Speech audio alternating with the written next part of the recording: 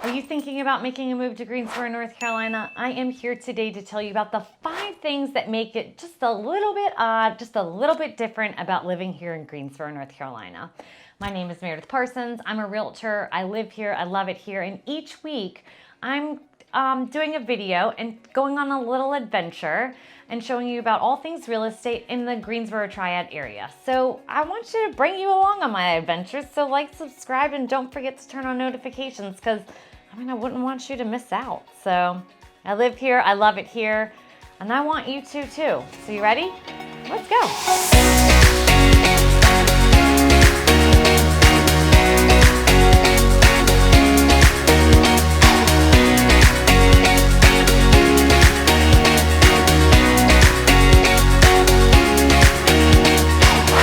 Thinking about making a move to Greensboro, North Carolina? I am here today to tell you about the 5 things that are just a little bit different, a little bit odd about living here in Greensboro, North Carolina. My name is Meredith Parsons. I'm a realtor. I live here. I love it here. And I want you to come and visit and hopefully stay here. Each week, I'm going to take you on a tour of all things Greensboro. So like, subscribe, and don't forget to turn on notifications. And if you stick to the end of this video today, you're going to find out the thing that's like the greatest thing about living here in Greensboro. Are you ready? Let's go. Okay, so these are in no particular order, but the first thing that I would like to discuss is when you first move here, that may be different than other places, is you can't just go to the DMV and get your license and get your license plate. That's not how it works here. You have to go to 2 different places. So first you have to go to the DMV, and I have heard that since COVID, they've made it actually like way better to get your license. You set up an appointment, you get there, you text them and tell them that you're there, and then they text you or they come out and get you from the parking lot and you go in. So there's no lines, there's none of that stuff, which sounds pretty freaking awesome, right? So the second place that you need to go after getting your license, you go to the DMV, you get your license, you need to go to the license plate store. It's the license plate agency. There's 2 of them in Greensboro, one on the east side, one on the west side. Now you're gonna have to wait in line. There's no appointments to be made, but it's not like hours and hours of standing in line. When I was growing up or when I lived in other states, Maryland, the DMV, you were there for hours. It's not like that here. You're there, you could be there for an hour, maybe less. When we just got license plate for our car, we were in and out in like 20 minutes. So that's one thing that you need to know is license plates. The second thing we're gonna go over is taxes. What makes it different here in North Carolina for taxes is you have to pay taxes on your car every single year. So when I came down here, I was like, what in the world? I've already paid taxes on this car that I've already bought and paid for in another state. You're gonna have to pay for them here. And you're gonna have to pay for them here every single year. So every year you have to get your car inspected and then pay taxes. Now, someone in our family may not have paid taxes on their car for like a year. And that was 2 cars that were not paid for. So we had to get 2 cars inspected and pay taxes on both cars.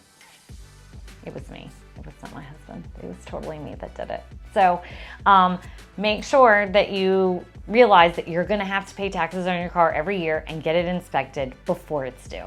Okay, the third thing about North Carolina that is a little bit odd or different, and this may not even affect you at all because you may not drink, but here in North Carolina, it's run by the state. So they're all different. Like what they charge you in taxes are completely different all over the place. And if you can believe this, some counties are dry. So if drinking is something that's really important to you or you like to go out for a drink or whatever, you need to find out where you're moving to if they sell alcohol, because you go out to a restaurant and you're like, what do you mean? They don't have anything. So keep that in mind. We do have beer and wine being sold in the grocery stores, but not alcohol. So the ABC stores only will sell the hard alcohol. And here's the caveat. The liquor stores are not open on Sunday. So if you're having a big party or you're watching the game on Sunday, you better make sure that you got all your supplies, because you cannot go out on Sunday to the liquor store and get it. Now you can go to the grocery store or to a convenience store or a Costco and get it, but they will not sell it before 12 because they just don't. I don't know why. You're in the Bible Belt, that's why. So don't think that they'll push it through at 11:45. They have not. I've waited all the way in line till I got up to the counter at Costco, and they're like, yeah, no, it's not 12 yet. So I had to get at the back of the line and wait. And so you cannot buy alcohol before 12 o'clock on Sundays. So that's just something odd and different that you should keep in mind. But if you plan ahead, you're fine. You just got to keep it in the back of your mind that if you need alcohol, make sure to do it before 12. And if you need hard alcohol on Sunday, you're going to be screwed. So plan ahead. The fourth thing that seems a little bit odd to people that are coming from out of town, and I've gotten this a lot from a lot of people coming from Pennsylvania, and I don't know why, but they always ask, like, where are we? Where are the buildings?